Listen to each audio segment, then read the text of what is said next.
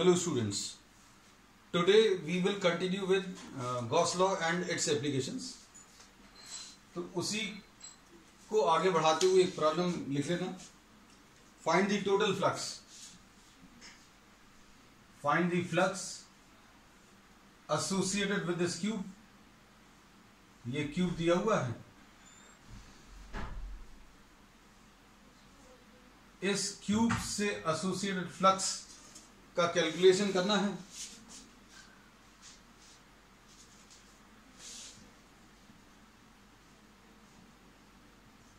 ये सारे जो दिए हैं चार्जेस ये कॉर्नर्स पर रखे हुए हैं. These are 4 charges which are placed on the top corners.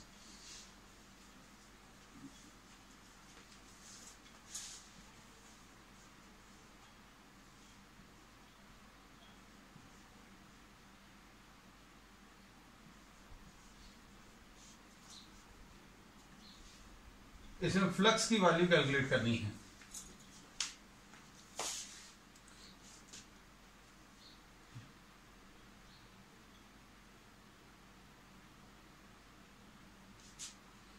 हमने पिछली क्लास में I given you the tricks how to calculate the flux associated with a cube.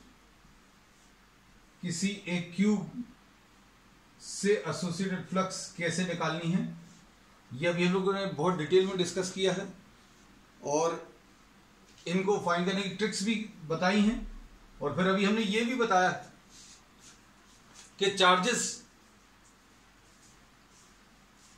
Charges अगर कॉर्नर पर रखे हुए हैं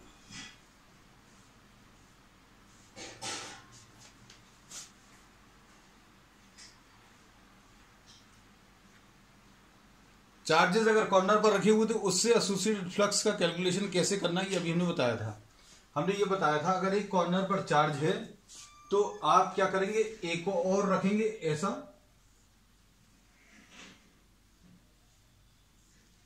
फिर 2 और रखेंगे इसके सामने, फिर इसके ऊपर 4 और रखेंगे. ये अभी हम लोगों ने इसमें बता दिया था. ये पिछली क्लास में अभी हम लोगों ने डिस्कस किया है.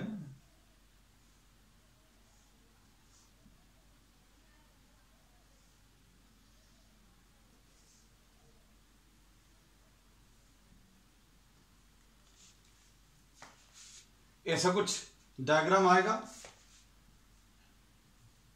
अब ये जो कॉर्नर पर रखा हुआ था वो चार्ज अब एक क्यूबॉइड के सेंटर पर है, टॉप फेस पर. ऐसे 4 और रख लो तो मतलब 8 आते हैं. ये इसकी ट्रिक अभी हम लोगों ने पिछली क्लास में बताई थी, उसको देख लेना. तो अभी हम लोगों ने ये बोला था अगर किसी कॉर्नर पर, अगर किसी क्यूब के कॉर्नर पर अगर कोई चार्ज रखा हुआ है तो उससे एसोसिएटेड फ्लक्स अगर निकालना है तो Q/8ε0 आता है. लेकिन यहां पर एक चार्ज नहीं है एक कॉर्नर पर. There are 8 charges which are placed at the 8 corners. तो अभी हम लोग बोलेंगे flux associated with this cube will be Q1/8ε0 plus Q2/8ε0. ऐसे कर करके सारे ऐड करने हैं. ये फ्लक्स आ जाएगा. तो 1/8ε0 कॉमन आएगा और अंदर क्या बचेगा, Q1 plus Q2 and so on up to Q8. तो ये 1/8ε0 तो ये आएगा और Q1 Q2 Q3 इन सब की वैल्यूज रख लो. 1 प्लस 2 प्लस 3 कहां तक, 8 तक इंटू 10⁻⁻6 इंटू 10⁻⁻6. क्यों? क्योंकि ये माइक्रो कूलम्स में है. इन सारी वैल्यूज को अगर अभी हम ऐड करें n इंटू n प्लस 1/2 ऐसे निकाल सकते हैं. n इसमें 8 इंटू 8 प्लस 1/2 आएगा तो 36 आ जाएगा. इन सबको आप ऐड करके देख लेना. ऐड करने पर ये 36 में कन्वर्ट होगा। ये नेचुरल नंबर्स हैं और नेचुरल नंबर्स को डायरेक्टली ऐड करने का ये तरीका n into n plus one upon two. 8 अगर हैं तो 8 into eight plus one divided by 2, ऐसा कुछ आएगा। तो ये इसका आंसर आएगा 1 upon 8 epsilon 0 into 36 into 10 to the power minus 6। Values रख लो। इसमें एक तरीका और है इसको सिंप्लीफाई करने का। अगर एप्सिलॉन 0 की वैल्यू नहीं रखनी है तो अभी हम लोग क्या कर सकते हैं, 1 अपॉन 2 इंटू 4 एप्सिलॉन 0 लिख लिया।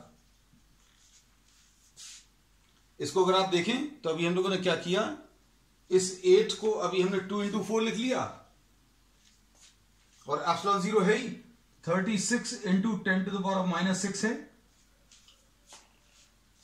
क्या करें, ऊपर और नीचे पाई से मल्टीप्लाई कर लो तो 1 अपॉन 4 पाई एप्सिलॉन 0 की वैल्यू ज्यादा आसान है रखना, 9 इंटू 10 टू द पावर 9। तो इसको कंप्लीट कर लेना घर पर। 9 into 10 to the power 9 into pi upon 2 into 36 into 10 to the power minus 6। Solve कर लेना इसको, कितना आ रहा। तो ऐसे बहुत सारे प्रॉब्लम्स पॉसिबल हैं। कुछ प्रॉब्लम्स अभी हमने कुछ ट्रिकी प्रॉब्लम्स पिछली क्लास में डिस्कस किए थे, एक आज ले लिए। अब आज कुछ आगे टॉपिक्स लेंगे, थ्योरेटिकल टॉपिक्स, डेरिवेशंस हैं, और वो करने के बाद फिर से वापस अभी हम लोग न्यूमेरिकल्स पर आएंगे।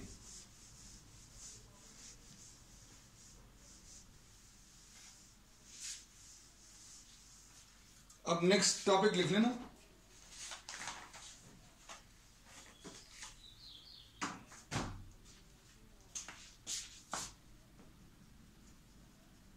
Electric field intensity. Next topic, electric field intensity due to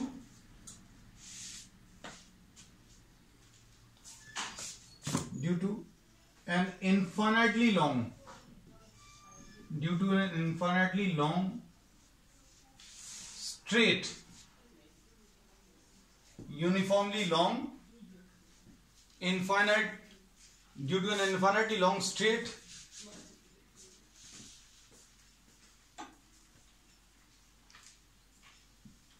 uniformly charged wire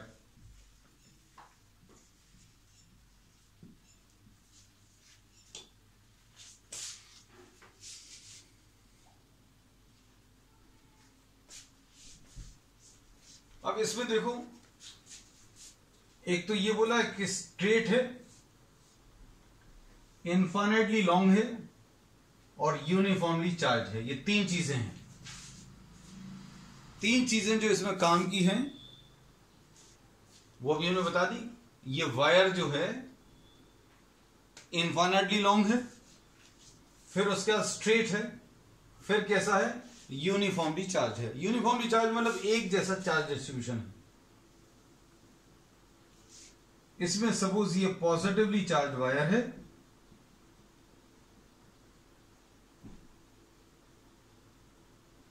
और ये इनफाइनाइट लेंथ की है। ये दिखाने के लिए अभी हमने दोनों तरफ डिसकंटिन्यूटी दिखा दी। ये नेगेटिव चार्ज नहीं है, ऐसा कुछ नहीं, डैश डैश डैश लगा दिया, मतलब ये इधर इन्फिनिटी तक जा रही है, ये इधर भी इन्फिनिटी तक जा रही है। एक और तरीका इसको ऐसा मार्क करने का ऐसा है, अगर आपको ये ठीक नहीं लगता तो ये लाइन की तरह मार्क कर सकते हैं, ये भी कर सकते हैं, ये इनफिनिटी। अब इसके पास में एक पॉइंट दिया है P, जिस पर आपको इलेक्ट्रिक फील्ड निकालनी है। Since this wire is infinitely long, तो चार्ज भी इसमें जो रहेगा वो इनफाइनाइट अमाउंट का रहेगा। तो इसमें अब हम लोग एक नया टर्म डिफाइन कर रहे हैं, lambda, which is the linear charge density.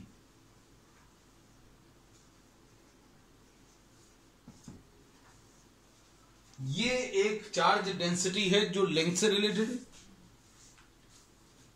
Linear charge density, this will be equal to, और this is defined as the charge per unit length.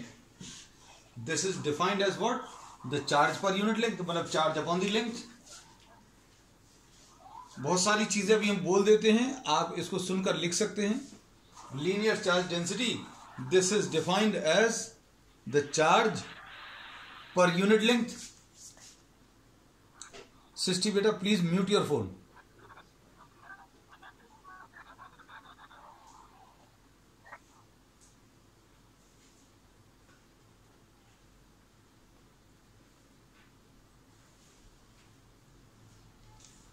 इसमें अभी हम लोगों ने बोला लेमडा जो है linear charge density, this is charge per unit length, this is defined as the charge per unit length.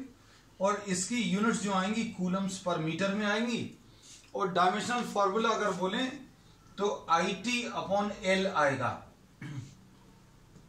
मतलब L to the power of -1, I to the power of 1 and T to the power of 1। ये dimensional formula आ जाएगा। अब ये linear charge density क्यों define किया? क्योंकि ये इनफाइनाइट लेंथ की है। इनफाइनाइट लेंथ की मतलब you cannot find out the amount of charge on this wire. कितना चार्ज है आप बता ही नहीं सकते क्योंकि इनफाइनाइट लेंथ की। तो अब हम लोग क्या कर रहे हैं, हम लोगों को इस वायर के कारण, इस इनफाइनाइटली लॉन्ग स्ट्रेट वायर के कारण P पॉइंट पर, जो कि R डिस्टेंस पर है, यहां पर इलेक्ट्रिक फील्ड बतानी है। ये पिछले टॉपिक्स में भी कहा था, हम यहां पर भी बोल रहे हैं। जिस पॉइंट पर आपको इलेक्ट्रिक फील्ड बतानी है उस पॉइंट से पास होता हुआ एक गॉसियन सरफेस लें। गॉसियन सरफेस जो है, if you are having coloured pens then you can mark this Gaussian surface with a coloured pen. तो ये गॉसियन सरफेस अभी हम लोग इसलिए लेना है क्योंकि अभी हम लोग गॉस लॉ अप्लाई करेंगे। गॉस लॉ क्या बोलता है? phi E will be equal to net charge divided by epsilon 0। तो अभी हम लोगों ने इसमें ये बोला है और पिछले टॉपिक्स में भी बोला था, आगे भी यही चीज अप्लाई होगी कि जिस पॉइंट पर आपको इलेक्ट्रिक फील्ड कैलकुलेट करनी है उस पॉइंट से पास होता हुआ गॉसियन सरफेस ले लो। तो अभी हमने ये इसके शेप को देखते हुए and seeing the symmetry of this straight wire, we are selecting a cylindrical Gaussian surface। हम लोग एक cylindrical Gaussian surface ले रहे हैं क्योंकि इसके कारण जो चार्ज आएगा, इसके कारण जो इलेक्ट्रिक फील्ड आएगी, इमेजिन करना है ये एक वायर है, इसके कारण जो इलेक्ट्रिक फील्ड आएगी अवे फ्रॉम द पॉजिटिव, सभी जगह से इलेक्ट्रिक फील्ड का डायरेक्शन चारों तरफ बाहर की तरफ होगा, रेडियली आउटवर्ड्स। तो अगला काम आपको क्या करना है कि आपको इलेक्ट्रिक फील्ड का डायरेक्शन मार्क करना है। इलेक्ट्रिक फील्ड का डायरेक्शन रेडियली आउटवर्ड रहेगा। हम ये वाले डायरेक्शंस तो बना सकते हैं, ये वाला डायरेक्शन नहीं बना सकते। जैसे मान लीजिए ये अगर स्ट्रेट वायर है तो अभी हम ये वाला direction away from the positive ये वाले नहीं बना सकते जो तुम लोगों की तरफ है, ये पीछे की तरफ ये भी नहीं बना सकते। लेकिन अभी हमने ये वाले और ये वाले बना दिए। ये रेडियली आउटवर्ड होगा, हर डायरेक्शन में होगा, मतलब ऐसे तिरछे में भी अगर लें तो रेडियली आउटवर्ड ऐसा भी आएगा, रेडियली आउटवर्ड ऐसा भी आएगा। तो ये सारे पॉसिबल डायरेक्शंस में होगा, लेकिन अभी हमें सिर्फ कुछ ही लाइंस ड्रॉ कर पाएंगे because this is a 2 dimensional figure. तो अगर आपके पास कलर्ड पेन्स हैं तो ये गॉसियन सरफेस अलग कलर से और ये इलेक्ट्रिक फील्ड अगर आप अलग कलर से बनाएंगे तो आपको क्लियर रहेगा, कंफ्यूजन कम होगा। तो सबसे पहला काम अभी हमने क्या बोला कि जिस पॉइंट पर इलेक्ट्रिक फील्ड निकालनी है उस पॉइंट से पास होता हुआ एक गॉसियन सरफेस।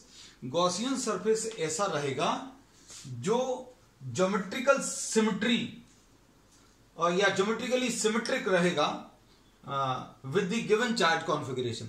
ये एक स्ट्रेट वायर है, इसके साथ जो गॉसियन सरफेस काम करेगा वो सिलिंड्रिकल सरफेस। इसके कारण, इस सिलेंडर के कारण कैलकुलेशन जो है बहुत आसान हो जाएंगे। कैसे वो देखो जरा। अब अगला काम ये नोट कर लेना, ये याद रखना। और क्या कि lambda is charge per unit length, हम इधर लिख दे रहे हैं। We are now dividing this cylinder into 3 parts. 3 parts कौन से?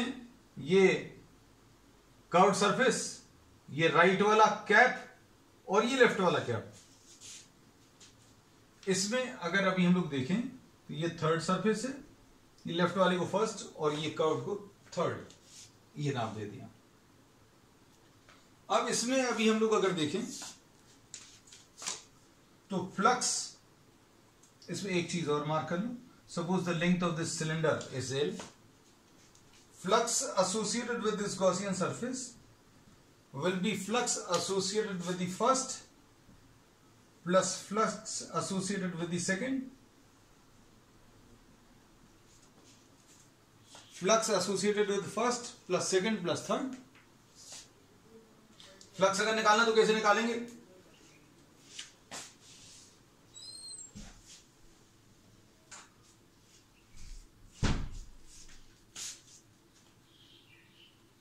फ्लक्स निकालने के लिए ये जो पहला वाला सरफेस है, ये जो लेफ्ट वाला सरफेस है, देखें कुछ सिलेंडर, हाँ, इसमें ये इस लेफ्ट वाले सिलेंडर के लिए, इस लेफ्ट वाले सिलेंडर के लिए ये, सॉरी, इस सिलेंडर के लिए जो लेफ्ट वाला जो सरफेस है, यहां पर एक छोटा सा ds ड्रॉ कर लूं।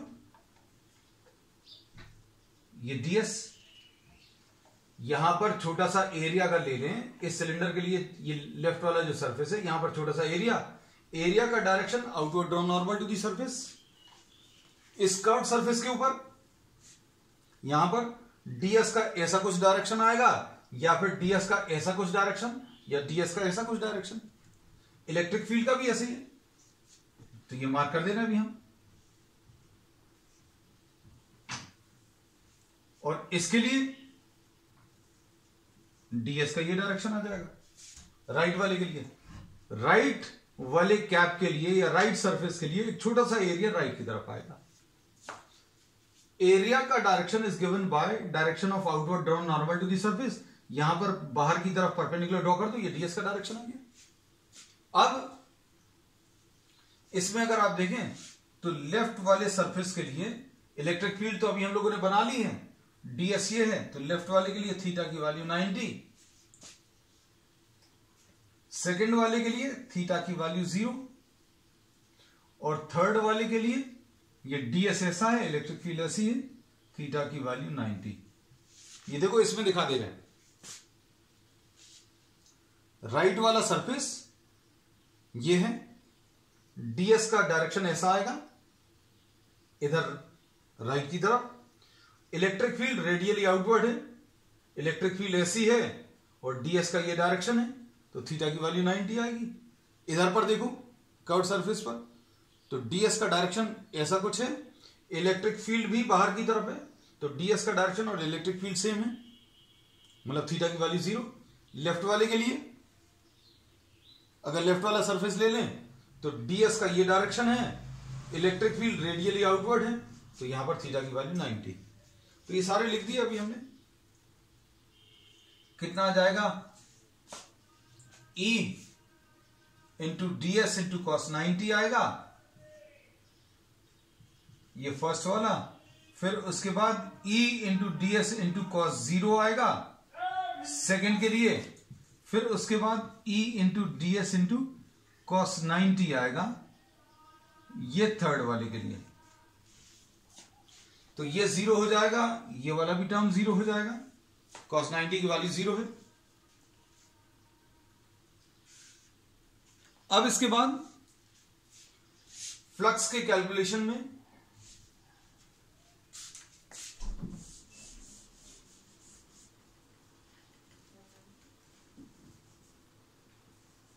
Flux will be equal to, क्या बचा?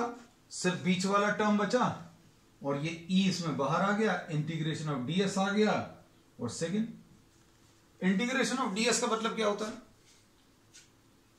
इंटीग्रेशन ऑफ ds मतलब है addition, addition of all small areas. Addition of all small areas ds। अब ये जो कर्व सरफेस है उसके ऊपर छोटा सा ds लिया था आपने, इलेक्ट्रिक फील्ड भी ऐसी थी, यहां पर भी मार्क कर देना है। इलेक्ट्रिक फील्ड और ds इनके बीच में एंगल 0 था, और ये कर्व सरफेस के ऊपर ये जितने भी छोटे छोटे ds हैं उन सभी को अगर आप ऐड कर दें तो क्या मिलेगा, द टोटल सरफेस एरिया, ये total curve surface area of the cylinder, और total curve surface area of the cylinder will be 2πrl। अगर आपको ये वाले फॉर्मूलेस नहीं मालूम है तो नोट कर लेना, कोई दिक्कत नहीं है कि curve surface area of the cylinder is 2πrl। तो ये फ्लक्स की वैल्यू आ गई, और फ्लक्स की वैल्यू E × 2πrl।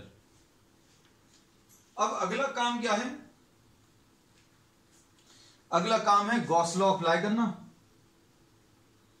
सभी आगे के जो प्रॉब्लम्स रहेंगे, आगे के जो टॉपिक्स रहेंगे, उसमें यही प्रोसीजर फॉलो करेंगे।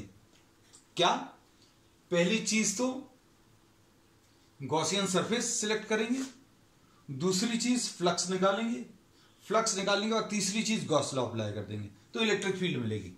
आगे के 2-3 टॉपिक्स में यही प्रोसेस फॉलो करेंगे। गॉस लॉ अगर अप्लाई करें तो गॉस लॉ क्या बोलता है, phi E is equal to net charge divided by epsilon 0, अंदर का net charge divided by epsilon 0। अब ये वैल्यूज रख दें,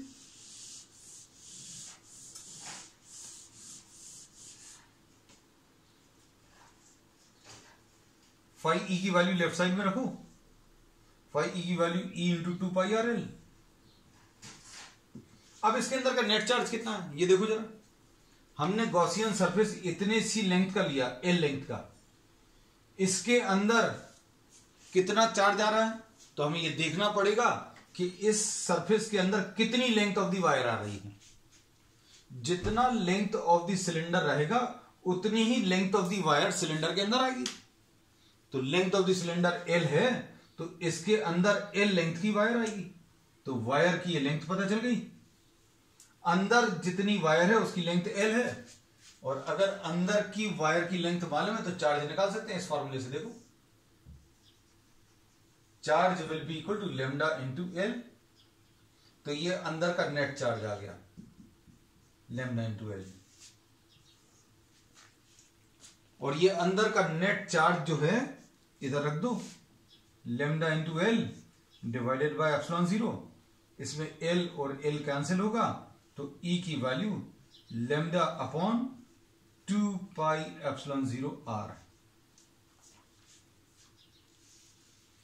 L और L कैंसिल होगा, ये सारे टर्म्स इधर आएंगे, तो दिस इज द रिलेशन। और इसमें अगर आप देखें तो electric field is found to be inversely proportional to r। Electric field is inversely proportional to r। इसका मतलब क्या है, जैसे जैसे डिस्टेंस बढ़ेगा वैसे वैसे इलेक्ट्रिक फील्ड की वैल्यू कम होती जाएगी।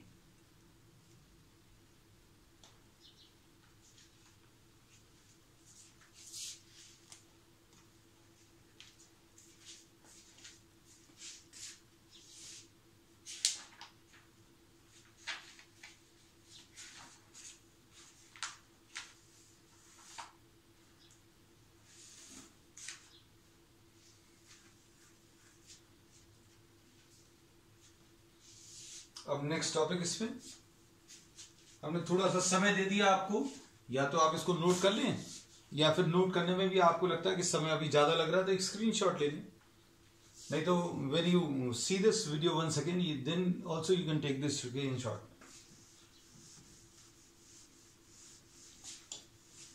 बस ये नोट्स रेगुलरली मेंटेन करना, न्यूमेरिकल प्रॉब्लम्स करते जाना। अभी हम लोग नेक्स्ट जो सब्सिक्वेंट लेक्चर्स हैं will be taking on some numericals also।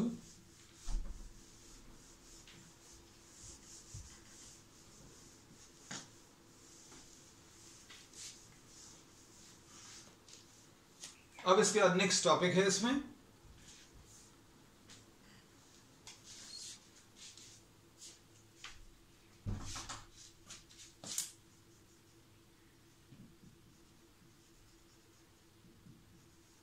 Electric field due to, next topic लिख लो, इलेक्ट्रिक फील्ड ड्यू टू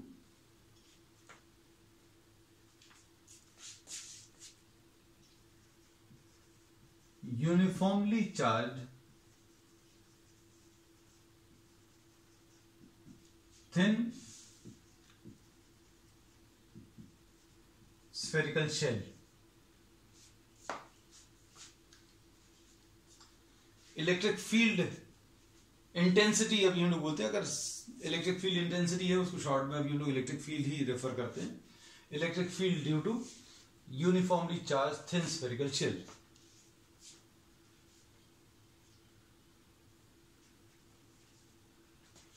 अब इसमें थिन स्फेरिकल शेल का मतलब यह है हॉलो स्फीयर है और थिन है, इसमें थिकनेस नेग्लिजिबल है,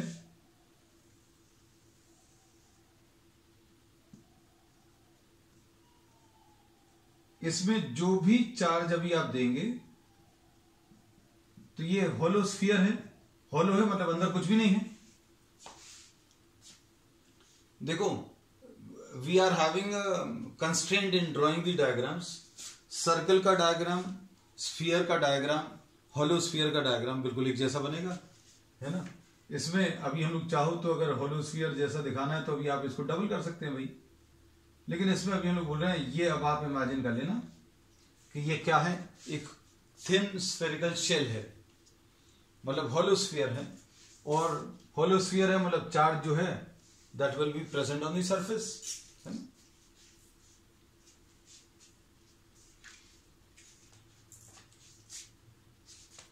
इसका रेडियस जो है r है।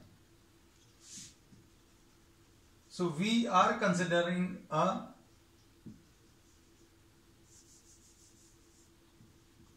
spherical shell of radius r, और इसके ऊपर जो चार्ज है, a charge q is uniformly distributed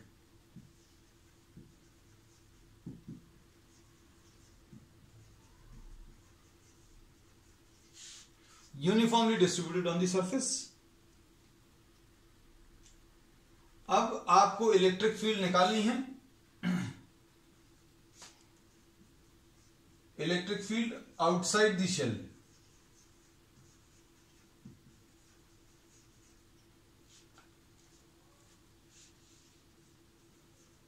at a distance r from the center। कहां पर निकालनी है ये बता दिया है हम लोगों को, कहां पर निकालनी है, electric field outside the shell निकालना at a distance r from the centre, और ये जो r दिया है that is greater than r, greater than और इक्वल टू भी ले सकते हैं।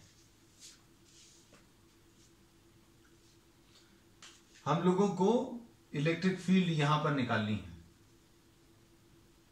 Eight a point P। जिस पॉइंट पर निकालनी है उसका डिस्टेंस फ्रॉम द सेंटर, उसका distance from the centre is r. Process अभी हमने पिछले टॉपिक में भी बताया था, क्या करेंगे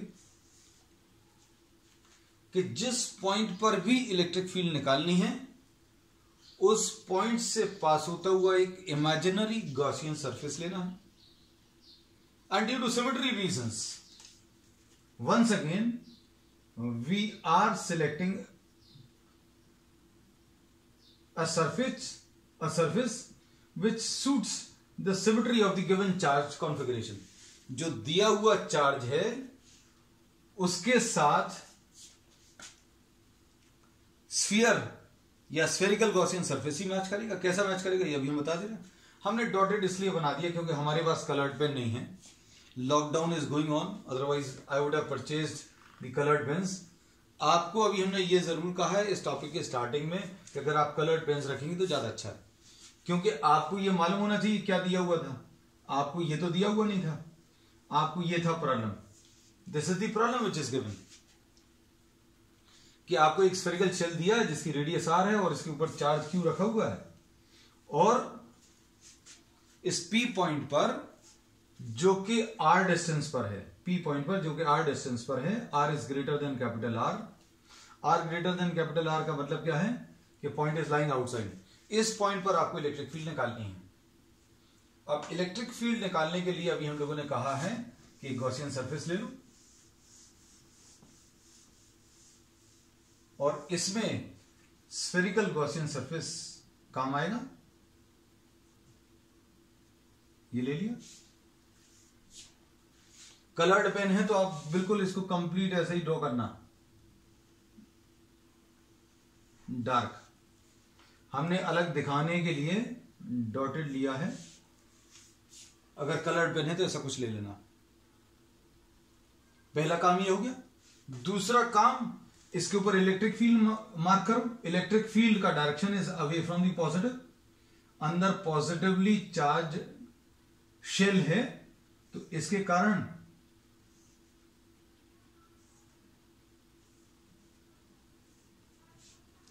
जो इलेक्ट्रिक फील्ड आएगी अवे फ्रॉम द पॉजिटिव। ये सारे अगर अलग कलर्स यूज करोगे आपको भी अच्छा लगेगा ये टॉपिक पढ़ने में। मार्क कर लिया। फिर इसके बाद छोटा सा एरिया ले लो, ds। तो अब हम लोग क्या लिख रहे हैं, टू कैलकुलेट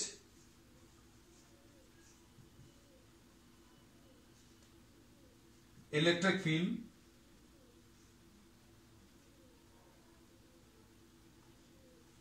at P,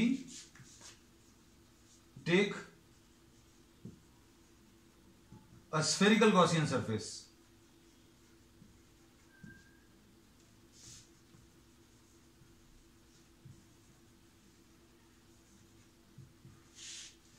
क्या करें अभी हम लोग, एक स्फेरिकल गॉसियन सरफेस ले ले थ्रू द पॉइंट P। क्या फायदा है, for spherical surface, for spherical Gaussian surface, angle between, ये अभी हम कई बार डिस्कस कर चुके हैं, E and ds is 0। Angle between E and ds 0 आएगा। अब फ्लक्स कैसे मिलेगा, पहला काम गॉसियन सरफेस सिलेक्ट करना, दूसरा काम इसमें फ्लक्स कैलकुलेट करना। कितना आ जाएगा, E डॉट ds यानी E into ds into cos 0, ऐसा कुछ आएगा। उसके बाद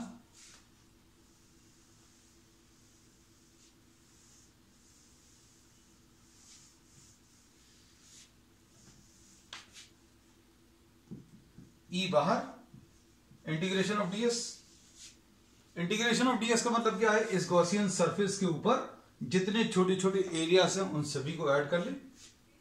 उन सभी को अगर आप ऐड करेंगे तो आपको क्या मिलेगा, the total area. And the total area, surface area of a sphere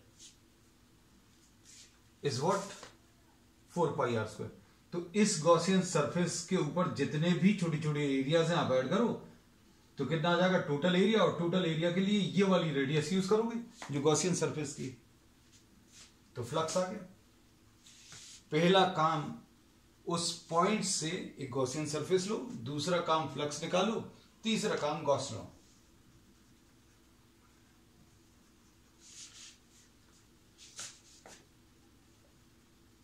Gauss law क्या है, phi E is equal to net charge divided by what, epsilon 0। Phi E की वैल्यू मालूम है, E into 4 pi r square. अंदर का net charge, इसके अंदर का नेट चार्ज अगर आपको देखना है तो ये Q आ जाएगा,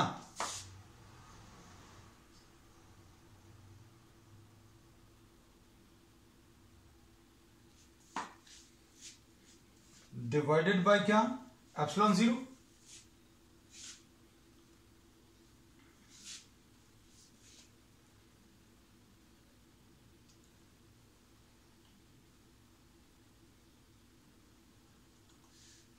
तो क्या मिलेगा, इलेक्ट्रिक फील्ड की वैल्यू Q अपॉन 4πε0 r², ऐसा कुछ आएगा।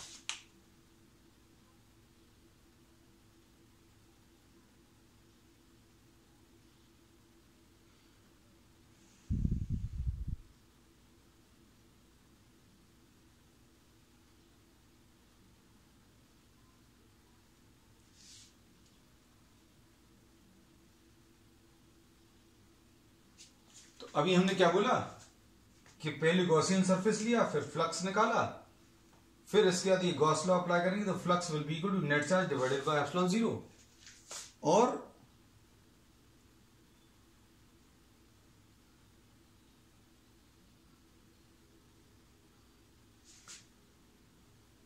इसके अंदर का net charge will be charge on the spherical shell and charge on the spherical shell is Q, मतलब पूरा चार्ज लेना है क्योंकि इसके अंदर पूरा स्फेरिकल शेल आ गया, Q अपॉन एप्सिलॉन 0, ऐसा कुछ आ जाएगा। ये फॉर्मूला सिर्फ आउटसाइड में अप्लाई होगा, ऑन दी सरफेस भी हो सकता है। ऑन दी सरफेस के लिए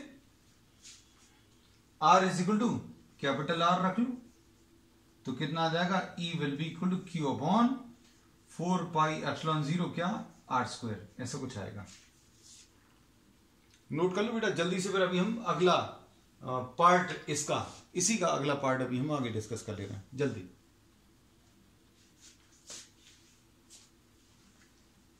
पहला पार्ट इसमें लिया था electric field outside the Gaussian surface. अब हम लोग जो ले रहे हैं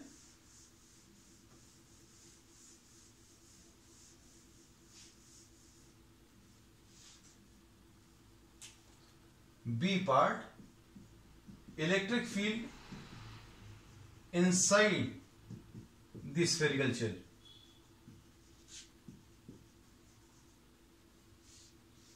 electric field inside the spherical shell अगर लेना है, ये हम रब कर देना क्योंकि ये पॉइंट P जो लिया था वो बाहर लिया था।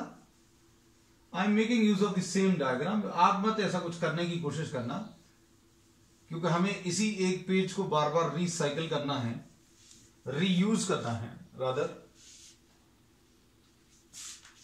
तो ये P पॉइंट जो अभी हमने बाहर लिया था वो अब P पॉइंट अंदर है।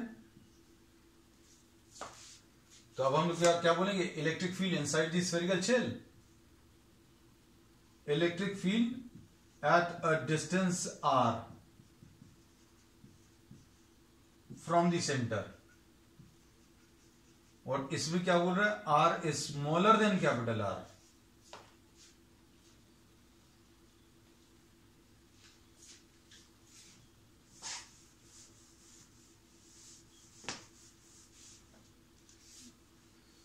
तो इसमें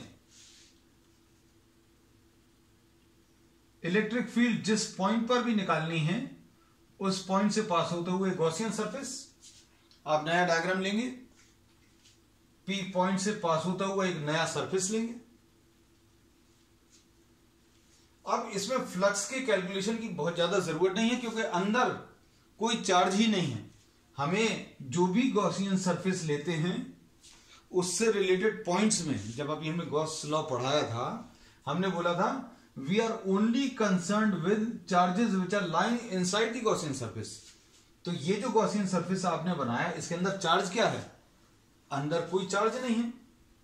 फाई ई क्या होता है, this is net charge divided by epsilon 0। Net charge क्या है, अंदर वाला चार्ज, और अंदर वाला चार्ज 0 है। इस गॉसियन सरफेस के अंदर कोई भी चार्ज नहीं है तो अंदर का चार्ज 0 है, मतलब E डॉट ds की वैल्यू इंटीग्रेशन ये 0 है, मतलब इसमें इलेक्ट्रिक फील्ड की वैल्यू 0 आ जाएगी। मतलब अंदर इस स्फेरिकल शेल के अंदर इलेक्ट्रिक फील्ड की वैल्यू इज 0।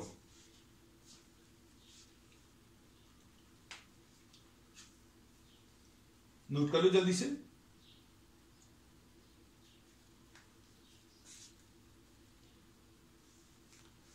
तो इसमें अभी हमने आज ये बताया कि आप different types of charge configuration के लिए इलेक्ट्रिक फील्ड अगर कैलकुलेट करनी है तो इलेक्ट्रिक फील्ड जिस पॉइंट पर भी कैलकुलेट करनी है उससे पास होता हुआ एक गॉसियन सरफेस लेना है, और ये गॉसियन सरफेस का शेप अभी हम लोग अलग अलग केसेस में अलग अलग तरीके से सिलेक्ट करेंगे, so that there is some sort of symmetry in the calculations of flux. Flux में या तो एंगल कांस्टेंट हो जाए या फिर एंगल 90 डिग्रीज हो जाए, या कुछ भी ऐसे टाइप के सर्फेसेस अभी हम लोग सिलेक्ट करेंगे। जनरलाइज कोई रूल नहीं है, लेकिन अभी हम हर टॉपिक में बताते चलेंगे। फिर फ्लक्स कैलकुलेट करने के बाद गॉस लॉ अप्लाई कर कर आपको इलेक्ट्रिक फील्ड कैलकुलेट करना है। ठीक है, that's all for today. Will be continuing with the applications on the next turn also. ठीक है।